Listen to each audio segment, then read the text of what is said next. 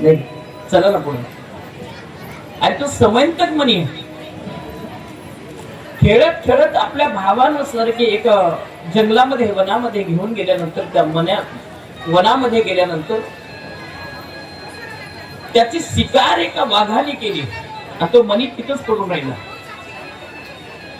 विशेष असं आहे की हा आलेला आळ भगवंतावर आहे. सगळ्यांनी चर्चा करायला सुरुवात केली. बाबा रे, एका समंतक मण्यासाठी असणार की भगवंताने असणार कुणाची तरी हत्या केली आणि तेवढ्यामध्ये आलेला आळ आहे आणि तो आलेला आळ भगवंताचा असणार की भगवंत म्हणले ही शंका माझ्यावर आली ना, ही शंका दूर झाली पाहिजे लोकांच्या मनात.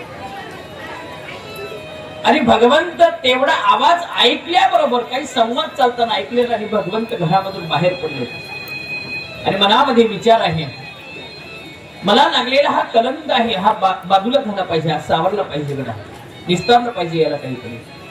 तेवढ्यामध्ये भगवंतांनी वनामध्ये प्रवेश केला.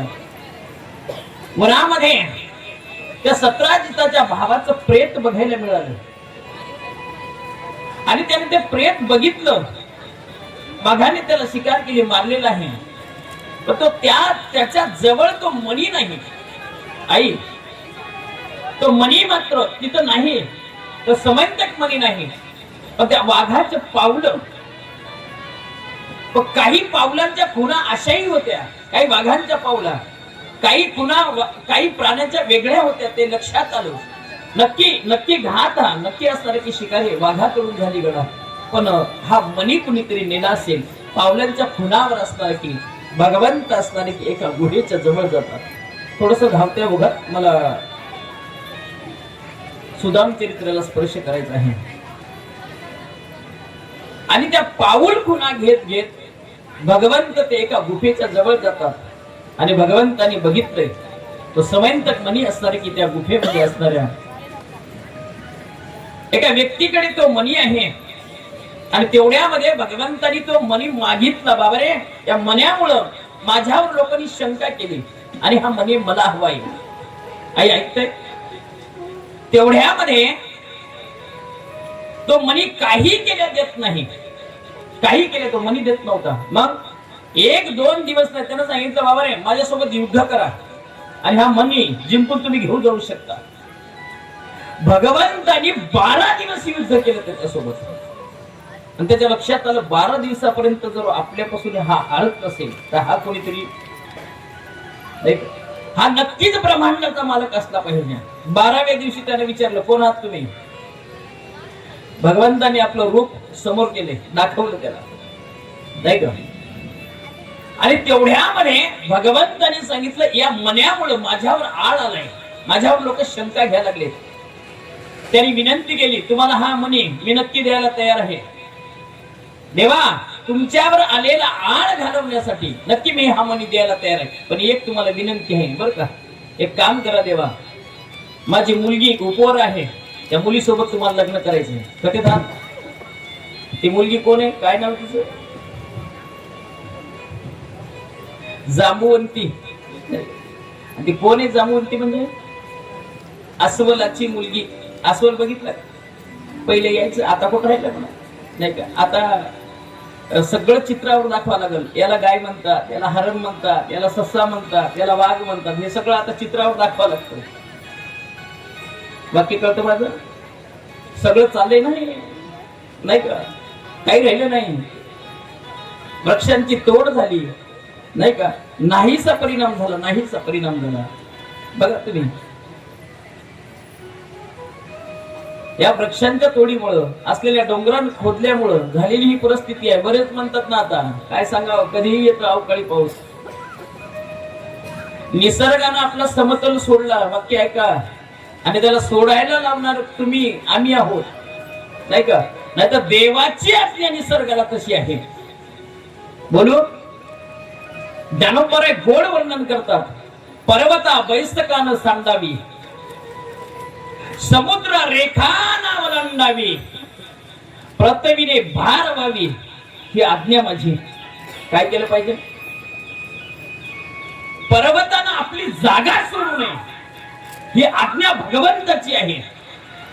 समुद्राने आपली रेखा ओलांडू नये, आपली सीमा ओलांडू नये, ही आज्ञा भगवंताची आहे. कोण मोडली ही आज्ञा? पर्वत खोदू खोदू तिथं चांगले घर बांधलेत, आता नाही का, हौसानं घर बांधलेत. आता म्हणायचं नाही निसर्गाचा कोल संपला म्हणून, तुम्ही केले सगळं, चला पुढे, आता माझ्याकडे वेळ नाही. माय तेवढ्यामध्ये भगवंताला सांगितलं, देवा माझी मुलगी उपवर झाली, तिचं नाव जांबुवंती, तिच्यासोबत तुम्हाला विवाह करायचंय. बोलू एक वाक्य, ती अस्वलीन आहे. अस्वल दिसायला कसं असतो? पांढरा. कोण म्हणाले पांढरा? अस्वल हा काळा असतो. पहिले यायचे नाही खेड्यामध्ये अस्वलवाला, तो अस्वल घेऊन यायचा, नाचवायचा, 4-2 रुपये आपले कमवायचं, निघून जायचं काही. आणि लेकरं त्याच्या पाठीमागे. गावात आले आनंद वाटायचा, तो गेला आनंदात. गेले आता एक एक गेले बघा, कारण चांगलं आता काही राहिलं नाही, नाही का? चांगलं आता काही मिळणार नाही तुम्हाला. सगळा बदल झाला, सगळा. बघा तुम्ही आता काहीही राहिलं नाही, मापत काही नाही आता, कारण अवस्था तशी आहे. कारण कलियुगाचा स्पर्श आहे, नाही का? कलियुगामध्ये नुसता प्रवेश केला तर हे एवढा बदल आहे. पुढं पुढं काय असेल माहित नाही. विचार ते कलियुग असं पाळण्यातच आहे, त्यांना पाये बाहेर काढले नाही. बाहेर आल्यावर आता तर काय सांगता येणार नाही, नाही का? म्हणून हे सगळं आहे, हे जमवायचं एवढ्यासाठीच होय, हे यज्ञ एवढ्यासाठीच आहे, हे नाम यज्ञ एवढ्यासाठीच आहे. येणारा काळ हा विनाशकारी आहे, म्हणून इथं सावध होता आलं पाहिजे गडा. भगवंताच्या नामामध्ये रंगता आलं पाहिजे. चला गडा, आई भगवंताला त्या जांबुवंताने यासारखी विनंती केली, माझी मुलगी तिच्या सोबत तुम्हाला विवाह करायचा आहे बघता. आणि भगवंतानी होकार दिला गडा. दुसरा विवाह माझ्या भगवंतानी त्या जांबुवंती सोबत केला. माय जांबुवंती सोबत विवाह केला. आई ऐका ना, कोण जांबुवंती? ती अस्वलीन, दिसायला काळी शान आहे. ऐका गडा, आणि एवढी काळी शान असताना भगवंताचा स्पर्श झाला. बोलू मा रुक्मिणीपेक्षा सुंदर दिसू लागली. भगवंताचा स्पर्श झाला, देवाचा स्पर्श झाला, आणि आई विवाह करून त्या अस्वनीला घरी आणले, जांबुवंतीला घरी आणलं. माय माता रुक्मिणीला ही बातमी कळाली. ऐकताय ना? मा रुक्मिणीला बातमी कळल्याबरोबर माता रुक्मिणी हातामध्ये ताट घेतलंय आरतीचं, आणि बाहेर दारावर उभा आहे. कथे हात तुम्ही. आणि आता जी रुक्मिणी असती तर वजीर बदलाटलं असत. ऐका ना, भाव फार गोड आहे.